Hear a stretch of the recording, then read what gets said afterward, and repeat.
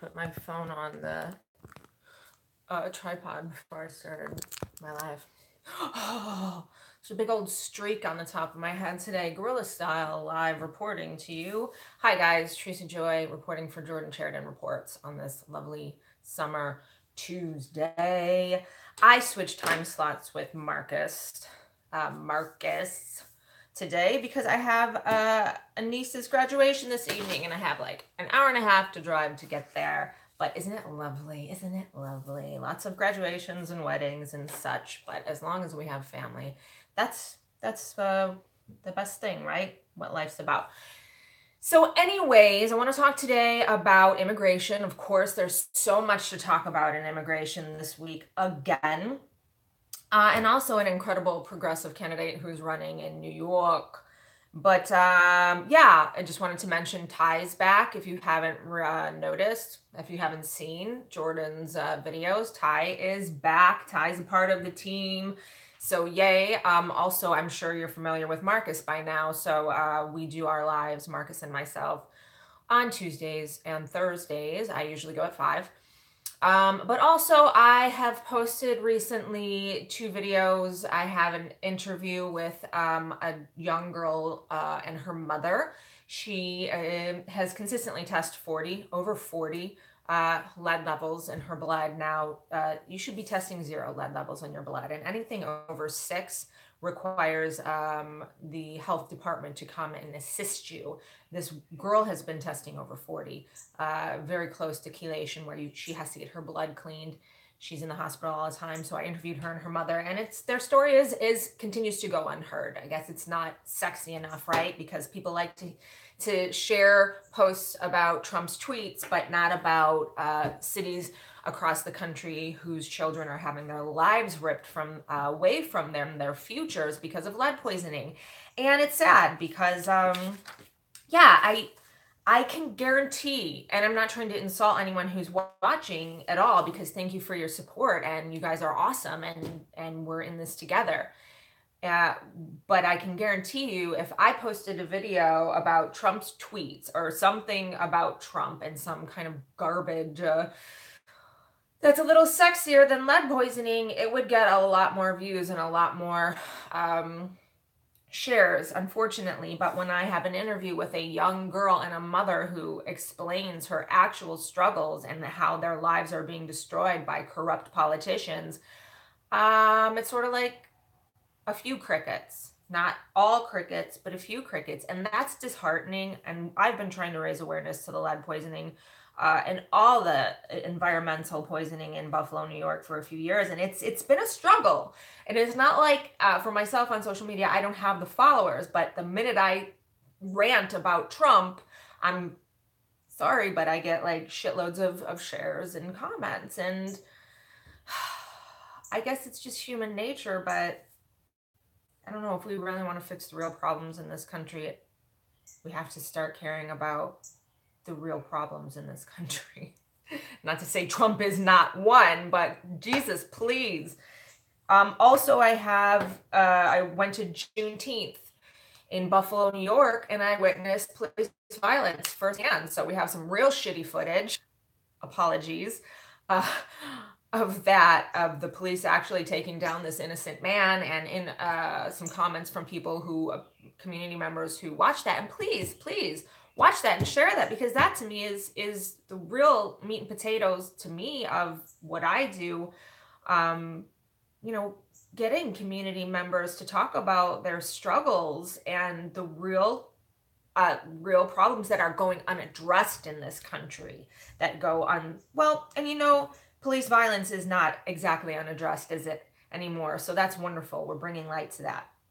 But anyways, I had posted those 2 videos this week. So I want to talk about immigration so much this week. And just to start off,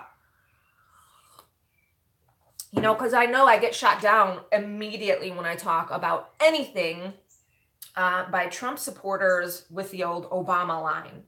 Obama did this. Okay, so let's just start. In case I have a Trump supporter watching right now, the majority of politicians are corrupt and shitty.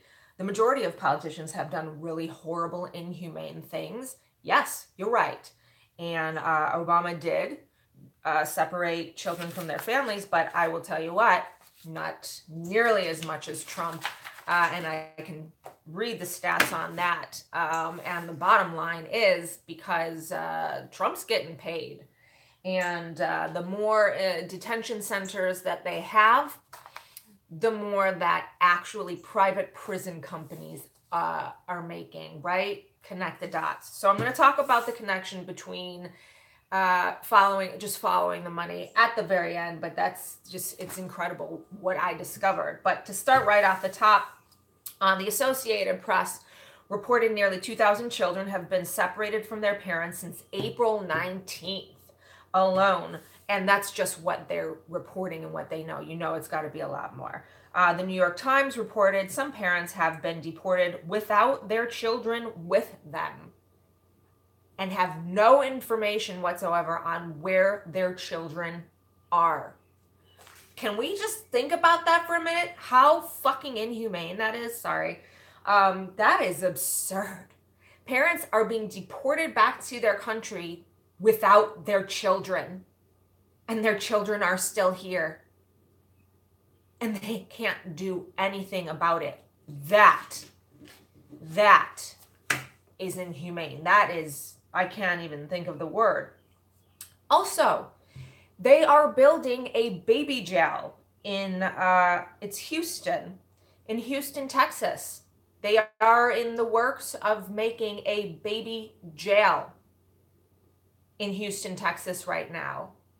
I posted a picture on my Facebook account of a truck, a van full of baby car seats. And, you know, there was a lot of speculation. Is this real or is this just a scam? So I looked into it. That was real. That was a truck full of baby seats used by a detention center. I wrote all the information on my Facebook. And there was no seats for parents there. It is just for babies young enough to be in car seats. So this is disgusting. I want to start right off the top with the lies that have been told this week, because if you got to go to battle with someone who is a conservative or a Trump supporter and they spit out these facts because this is what our administration is telling the public during their televised press conferences, they're straight up lying. So first, Southwest Key. Southwest Key is one of the detention center groups. Oh, that's just bugging me. I burnt my hair this week on fire. Sorry. Southwest Key spokesperson Cindy Cesaris, who responded to concerns about whether the nonprofit is prepared to house children. First of all, this is hilarious how this was written. I didn't write this. Southwest Key is a detention center group that builds and runs detention centers. They're calling it a non-profit, and that's what I want to talk about later. These non-profit detention centers are raking in millions. They freaking call it a non-profit. I can't even remember the source of this. Southwest Key spokesperson Cindy Cesars, who responded to concerns about whether the nonprofit is prepared to house children who have been separated from their parents at the border and are coping with trauma, quote, and she said, "Our staff have great expertise in dealing with this population. We have very high professional development standards. We cannot operate if we do not have the legally mandated number of staff required. For the last 20 years, we hired staff that have childcare or social work backgrounds to prepare and support the development and emotional needs of children who arrive to our facility," she said at a press conference. All right, so let's turn to Antar Davidson. Antar Davidson is a former worker at a child care facility. He is a former worker at a detention facility who quit last week and has become a whistleblower, reporting everything that went on in there, all of the, and really focusing in on inhumanity. And I'm going to tell you a story later, and I want to tie it in right here because she says, prepared to support the developmental and emotional needs of all children who arrive to our facility. No, I'm just going to tie that on the end. So first of all, he says most of the people who worked with him at the facility he was at in Texas had 1 week of training. Okay, she's saying they're social workers, they have developmental backgrounds. He says the majority of them had 1 week of training. Most of them were formerly working in restaurants, formerly working in construction. He said that one of the main things, as much as this is about the children, is a labor issue. Southwest Key, to great profit for their board and the CEO, blah, blah, blah. Okay, so he says they mostly open these detention centers in low-income Latino communities where workers are basically more willing to take $15 an hour and no benefits and just basically not speak out. They are not unionized. He says that this is a federal responsibility and the people who undertake federal responsibilities should receive federal level support, which they do not. He says that most people are working 6 to 7 days and are asked to work overtime. They are severely understaffed, he says. So everything she just said, complete bullshit. They are not social workers. They have 1 week of training. They are completely overstaffed. They're working 6 to 7 days a week. They're not unionized. Most of them are from low-income Latino communities where they need that money to support their family. So they are not going to speak out and run the risk of losing that job, because literally for them, it is it's the lifeblood of their family. They're opening the detention centers specifically in areas where they know they can employ people who aren't going to ask to be in a union, who aren't going to speak out against these atrocities that they're witnessing, and who they can, again, they're abusing the workers. 6 to 7 days a week, overtime. And now I want to talk real quick about, she says that the people who work at these facilities are trained to support developmental and emotional needs of the children. So the reason why Antar Davison ultimately quit from his job at the detention center was the overall corruption and the inhumanity that was going on in there. But his breaking point was, he says there's they're understaffed anyways. The breaking point was that he was called in. He speaks Portuguese. He was called in to work with this Portuguese young family of siblings who had been separated from their parents. He came in. They had been transported from somewhere else. They arrived in Texas at 2 a.m. in the morning, having not slept after being separated from their mother. They arrived at his detention facility at 9 a.m., still having not slept or eaten. When he finally got to them around 4 p.m., at which point they had showered and had something to eat, he started speaking Portuguese to the oldest of the siblings, a 16-year-old boy, at which point the boy started bawling his head off, and he said, my mother is dead, my mother is dead. Which his mother is not dead, so he was able to clarify with him, your mom's not dead. But he said himself, I couldn't even tell the kid if he would ever see his mother again. Later that day, the children were begging, could we please sleep? Could we please sleep? They had not slept for over 24 hours. And we're talking a 12-year-old, a 16-year-old, a 12-year-old, a 6-year-old, and an 8-year-old, all siblings. He went and asked the supervisor, these children need to sleep. Can we please get them a bed? The supervisor said no, gave him a broom to sweep the ground so the children could sleep on the cold ground, no blankets, which he said was disgusting, but he did, and the children fell asleep on the cold ground. When they woke up, he had left at that point. He got called back in because there was some kind of an issue. So he came to find the 4 children clinging to each other, bawling their heads off, and they were separating. Even the siblings, they finally found rooms for them, but they were separating each sibling. Why? Why even separate the siblings? You took away their mother from them.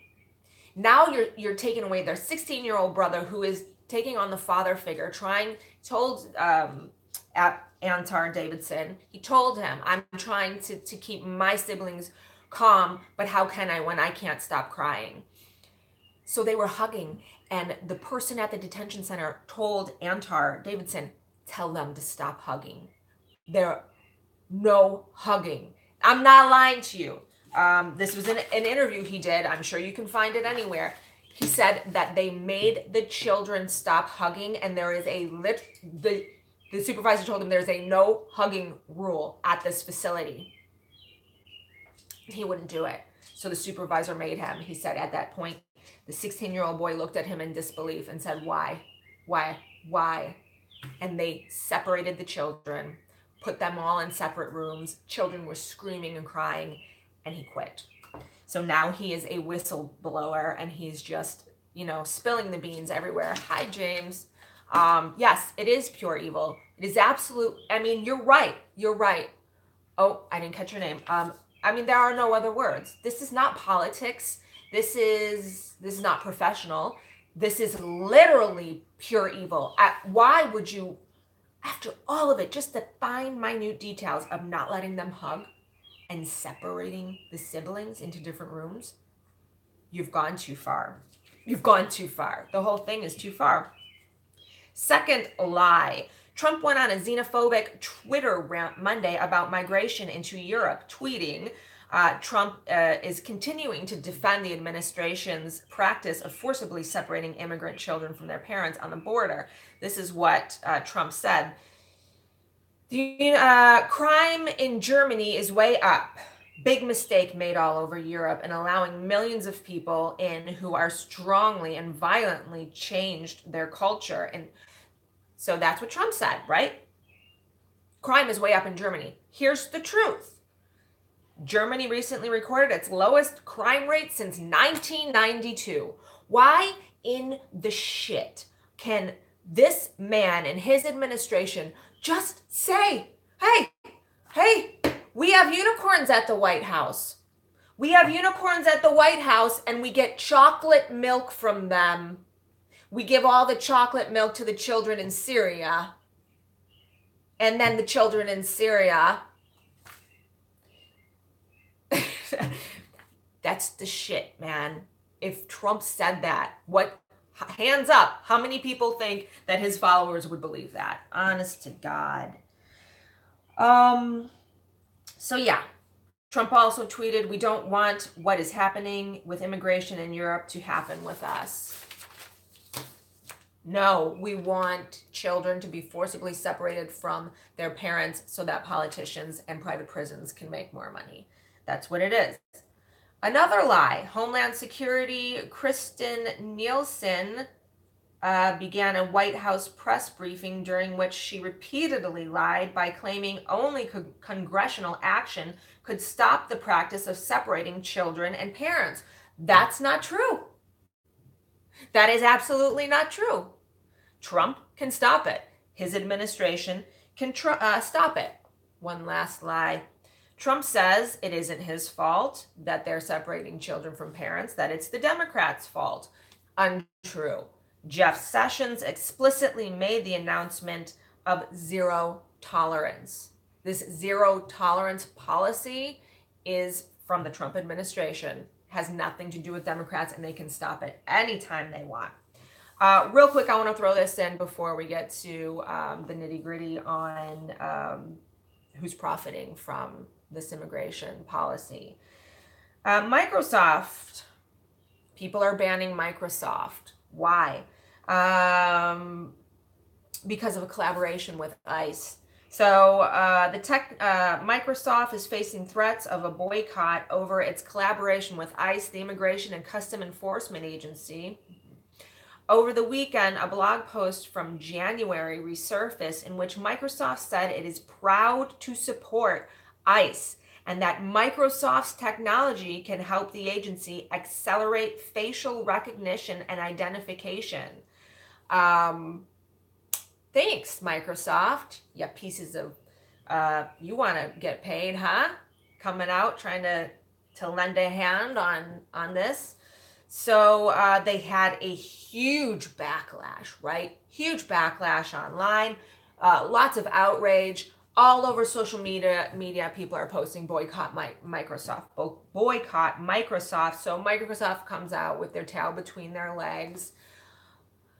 Microsoft company said Microsoft is dismayed by the forcible separation of children from their families at the border. Why so many lies? Why is it? I mean, come on. If you're going to be evil, at least own it.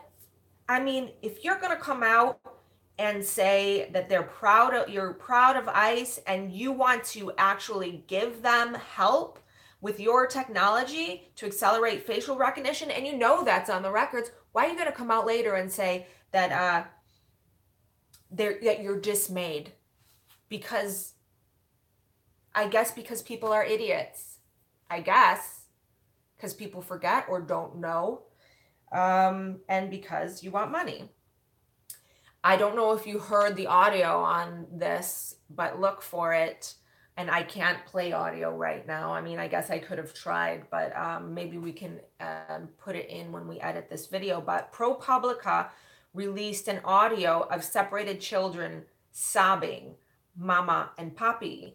The American Academy of Pediatrics calls separating children from parents government-sanctioned child abuse. The Pulitzer Prize-winning news media outlet ProPublica released an audio from inside one of the U.S. Customs and Border Protection facilities in which children estimated between the ages of 4 and 10 are heard crying, mama and papi, after being separated from their parents. The audio is just,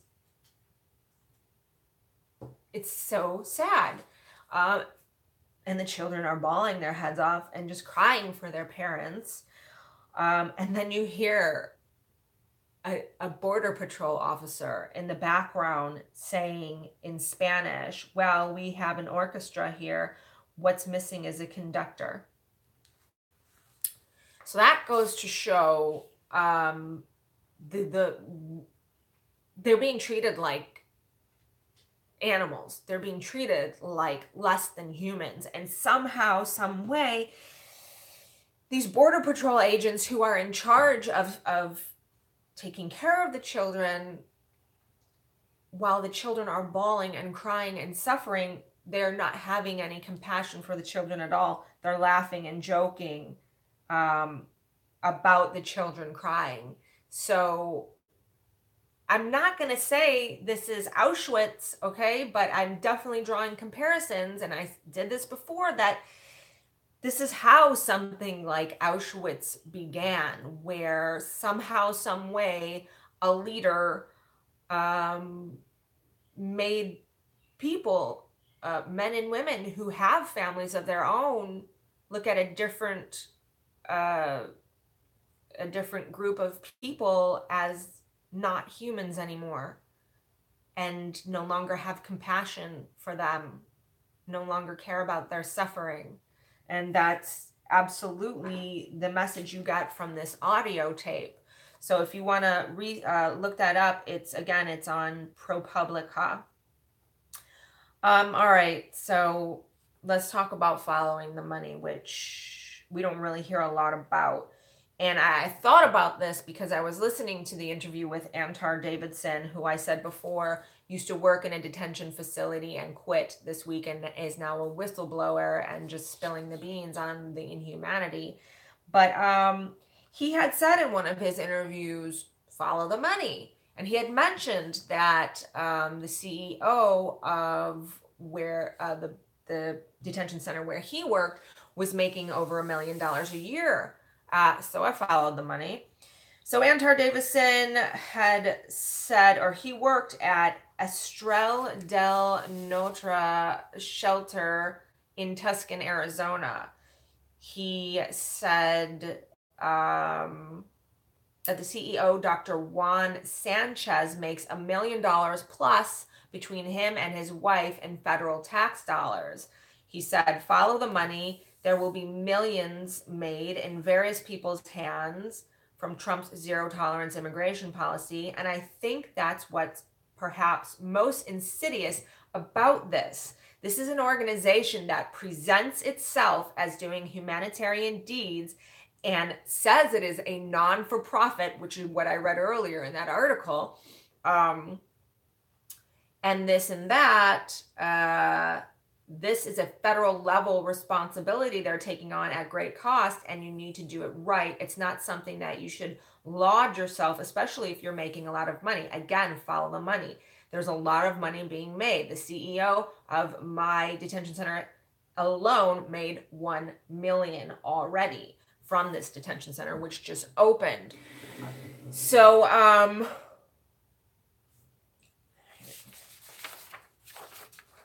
I looked into it. ICE spends more than $2 billion a year on immigrant detention through private prison prison companies like the GEO Group. Okay, I want to repeat.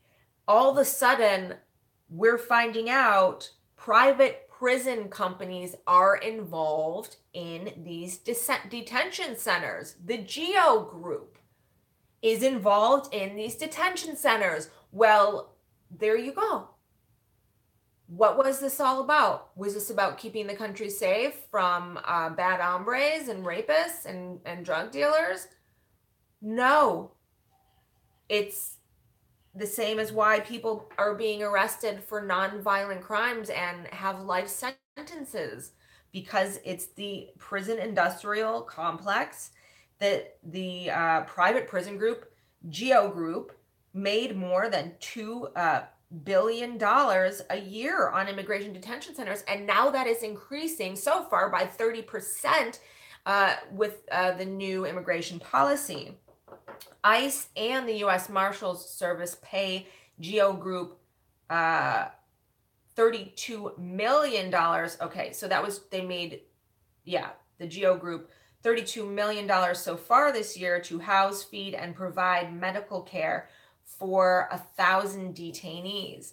The new GEO detention facility that went up under Trump's presidency most recently houses 1,000 people at the cost of taxpayers of at least $44 million a year. It is called the Joe Corey Detention Center.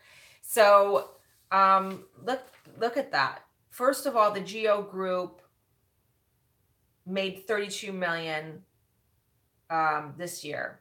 ICE spends more than $2 billion a year on immigration detention centers through private prisons. Yet taxpayers are paying $44 million per year for the detention center. So our money is going to contribute towards this inhumanity that we're so verbally, enraged by. Yet our taxpayer dollars are going to support it, and that money is going to pay the private prison industry. We're paying the private prison industry that then goes and imprisons nonviolent offenders, sometimes first-time offenders, sometimes for life. Sometimes they put them in prison and they hold them there for years without even their first trial. And somehow our taxpayer dollars are ending up in these private prison groups' hands. And in turn, the private prison groups are then paying the politicians. So our money is going to the private prison groups and the filthy, disgusting, evil politicians. So I will tell you how much the politicians are getting from these private prison groups. Again, Joe Corey Detention Center is one of the new facilities that went up under Trump's presidency. It is owned by the private prison company, the GEO Group. It houses 1,000 at a cost to taxpayers of at least $44 million a year. The GEO Group donated the GEO Group and the other largest private prison company donated $250,000 each to Trump's inaugural festivities alone. So that was the Geo Group and Core Civic. Each gave Trump $250,000 just for his inauguration party. The Geo Group gave over $1 million to politicians in the 2016 election cycle and has already given over $700,000 so far in 2018 to politicians. The majority of their spending went to the Trump Victory PAC and the National Republican Congressional Committee. There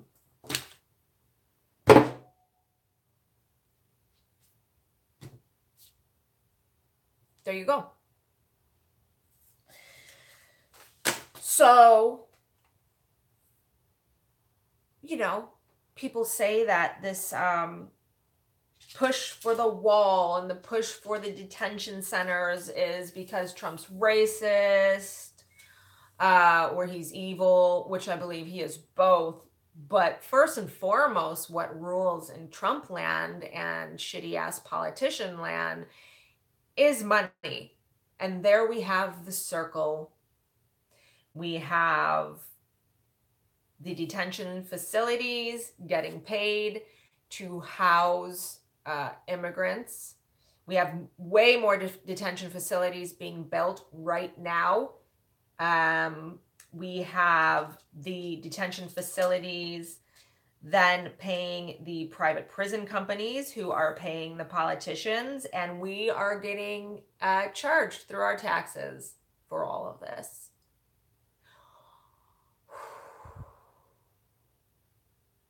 But there is a simple fix, isn't there? Elect politicians who do not take money from corporations. Bottom line. Okay, so let me finish this off, and then I can talk about a politician. Oh shit, you have no volume? I suppose everybody else does have volume. I don't know, Zaround 100 why you don't have volume, but I'm pretty sure everybody else can hear me. Oh, you got it? Okay, good. Okay. I was just like, shit, have I been talking this whole time and no one can hear me? Wouldn't surprise me. Anyway, last week I did a whole live for like an hour and a half, like four stories I was very passionate about, and I posted it and I looked 20 minutes later and it disappeared. It never came back. So that was, what are you going to do?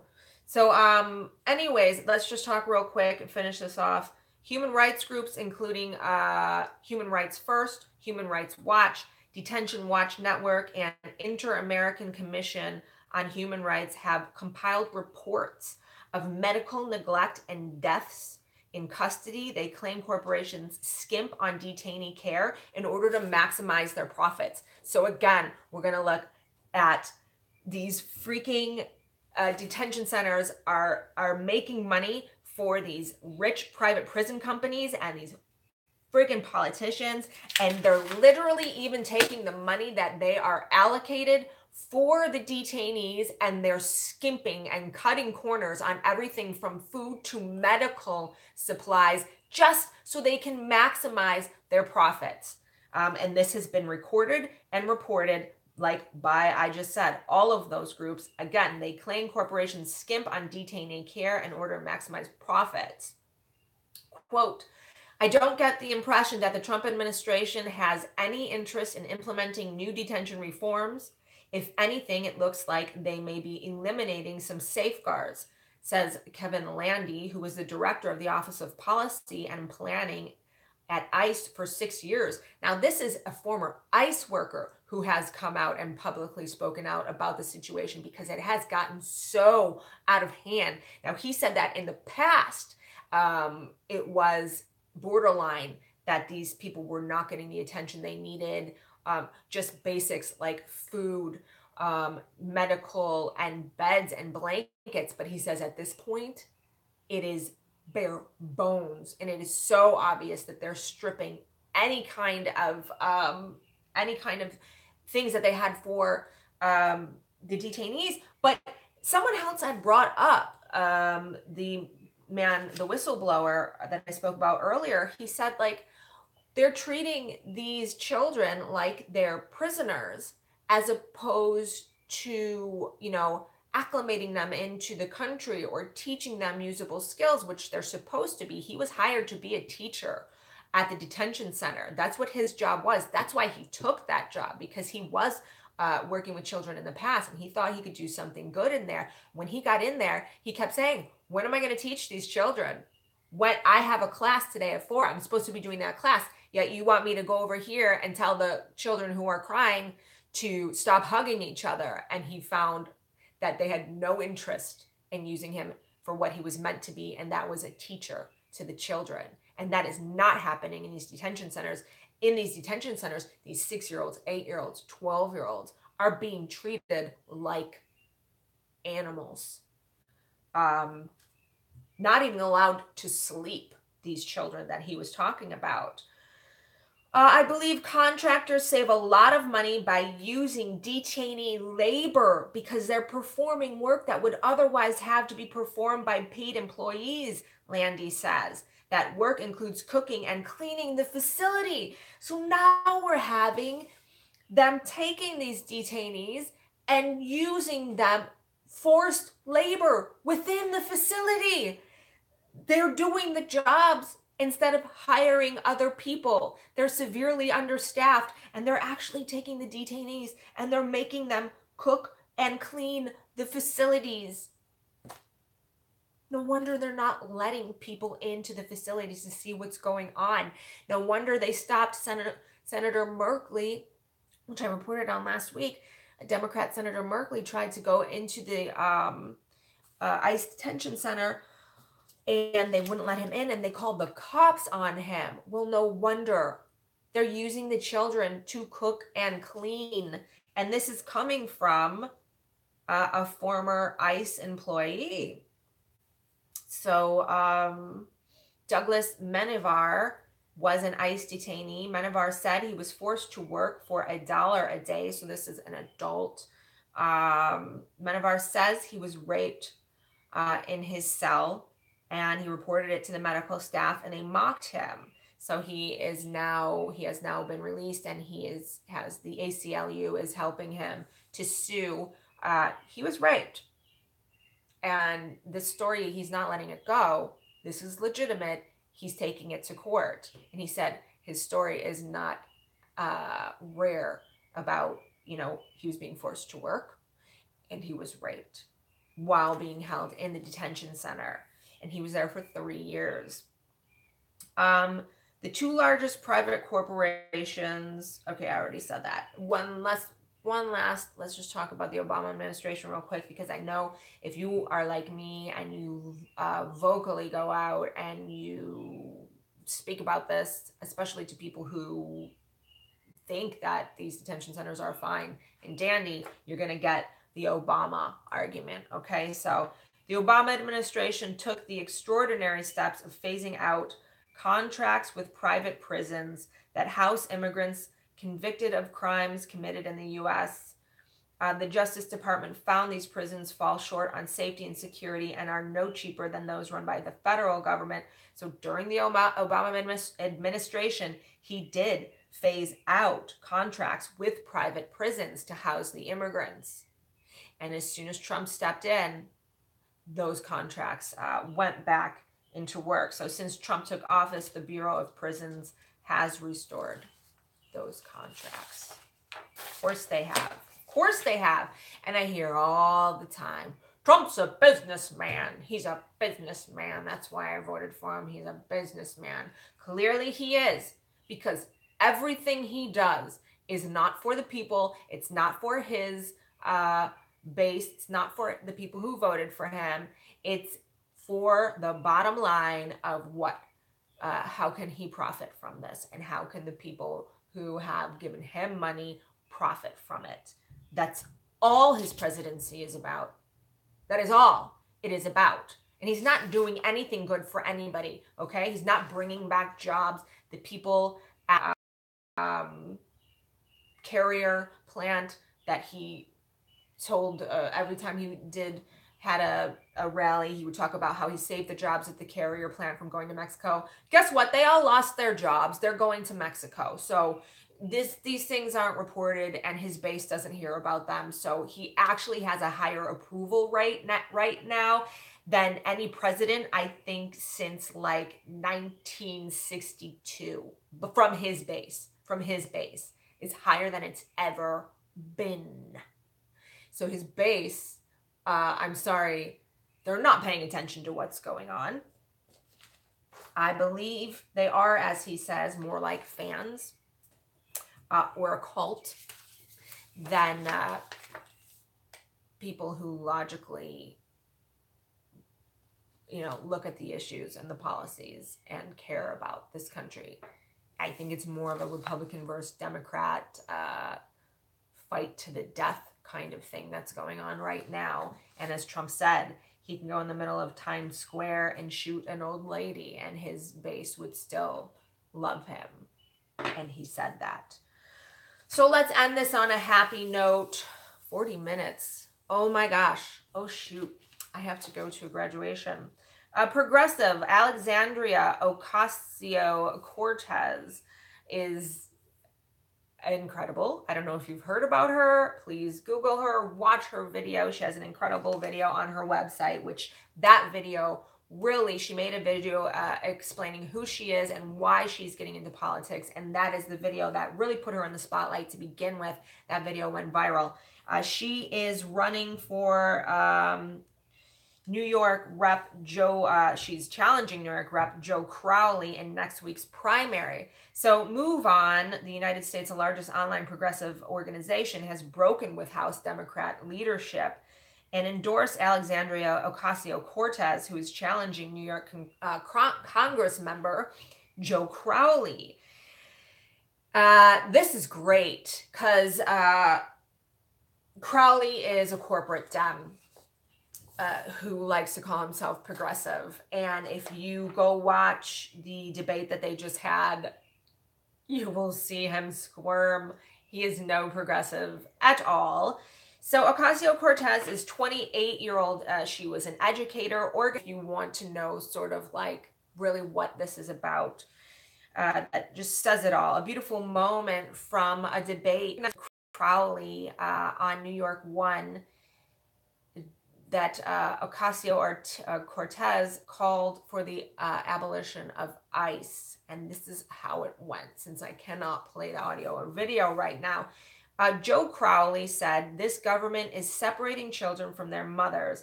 It is antithetical to everything that I believe in, and that's what I fight for every day." Ocasio-Cortez responded by saying, "And you know what? If this organization is as fast as he's in danger, it also conveys a profound misunderstanding about how we approach this problem." Burn. And that is the essence of this, this election between Joe Crowley and Ocasio-Cortez, where Joe Crowley talks the talk and Ocasio-Cortez means what she says. And she will take action to make the changes that Joe Crowley says he wants to happen. She will make those changes happen. So Friday nights, and I love this. This was in The Intercept, and I think this really sums up as well this election. Friday night's primary debate between 31-year-old official Rep. Joseph Crowley and 28-year-old progressive Alexandria Ocasio-Cortez was a contest between establishment and outsider, old guard and upstart, experience and progress, status quo and change. Ocasio-Cortez's stridency and urgent framing highlighted the difference between lip service and substantive change, between a movement powered by small donors and a politician funded by Wall Street and luxury real estate developers. Boom, boom. So here are the basic main differences between Crowley and Ortiz-Cortez. Ocasio-Cortez, sorry. Ocasio-Cortez said she has rejected all corporate money, while Crowley has always raked in Wall Street cash, and generally his policies are corporate friendly, opposed to as opposite of Ocasio-Cortez, who all her policies are constituent friendly, citizen friendly, people friendly. Ocasio-Cortez is the only candidate in the race who supports improved and expanded Medicare for all. So while Crowley talks the talk about how much he cares about the people, he does not support Medicare for all. Ocasio-Cortez supports a federal job guarantee, tuition-free public college, and the abolition of ICE. So Crowley, none of that, although he claims to be a progressive for the people. Yet he's been in office 14 years and has not done any of that. So with 14 years worth of time, you'd think that he might have made some changes that benefit the people. Any of those changes that Ocasio-Cortez says that she will make, but he hasn't. So that's the funny thing now. Crowley is banking on the time that he's spent in government to push people to vote for him. And he points out all the time that Ocasio-Cortez lacks experience, yet he's been in office for 14 years. And I think that works against him because he has not done any of these things: Medicare for all, federal job guarantee, tuition-free public college, abolition of ICE. So he says these things, he's against ICE, but he's done nothing about it. Whereas Ocasio-Cortez has a lot of personal experience in her community. She has been active in community services for a very, very long time where she lives. She has held working class jobs where his father, he was raised very wealthy. This is actually perceived to be equal, if not better, than the experience that Crowley has accumulated over his he's been in office 3 decades total. So Ocasio-Cortez wasn't even expected to make it onto the ballot, but a surge of national attention has pumped nearly $400,000 in small donations from people into her campaign, and that was enough that she was able to begin airing TV ads this final week. So now Crowley is he's forced to just try to, what is that called? Anyways, he's been forced to spend a lot of money to fend off the sudden viable challenge that he was not expecting from Ocasio-Cortez. So he's just spending tons of money on advertisements all of a sudden in this last week because he didn't think he had a contender, but now he knows he does. And especially after that last debate, like, he looked like an ass, and he knows it. So it is often asked, why does Crowley not live in New York? He lives in Washington. He and his family live in Washington, and he finally answered that, which normally he avoids that question, but he couldn't avoid it during this debate. So lovely, he was put on the spot. He said, "I am a lifelong New York City resident. My dad was a police officer and my mom was an immigrant." So I looked into it. He failed to mention that his father also went to law school and became a partner in a firm. So nice. I'm a blue-collar working class guy from a working class family. Yeah, his father was a police officer at one point, but eventually spent the majority of his career in a law firm as a partner. So yeah, but he didn't mention that. So I was pretty upset this week because Crowley did receive an endorsement from someone who I thought was a very progressive man, and it was Representative Ro Khanna endorsed Crowley earlier this week, and I actually have interviewed Ro Khanna in the past, and I had asked him, where do you see hope in the future for the country? And he said that it was in the neighborhood where he lives, that younger people of color were stepping into the political role and had the ambition to be running for positions in the government, and kept saying that they were progressive, and then he went and he endorsed Crowley. So I was shocked. So what happened was, I wasn't the only one who was shocked. There was a massive backlash, as Ro Khanna then backtracked, and he announced a dual endorsement for both Crowley and Ocasio-Cortez, effectively nullifying his initial nod. But I still don't understand why he endorsed Crowley over Ocasio-Cortez. I don't know. I really had faith in Ro Khanna, and he spoke all the time about getting money out of politics. I don't understand why he would endorse a huge corporate Democrat. I'm not sure. So what are some other things about Ocasio-Cortez? She has very confidently and without hesitation denounced Israeli violence against unarmed Gazans last month, and I think that's incredible. A lot of politicians won't go there. I don't know, they just feel like maybe it's a subject that can lose them votes, but she did not hesitate. She calls for the Democratic Party reform. She calls for criminal justice reform. So election night is June 26th. So yeah, I mean, share this video.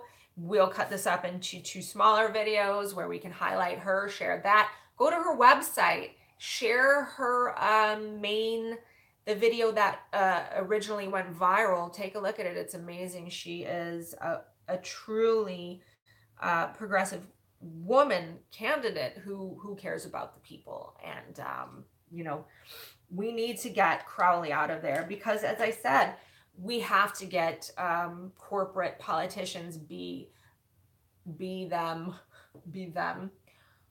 whether they are Democrats or Republican.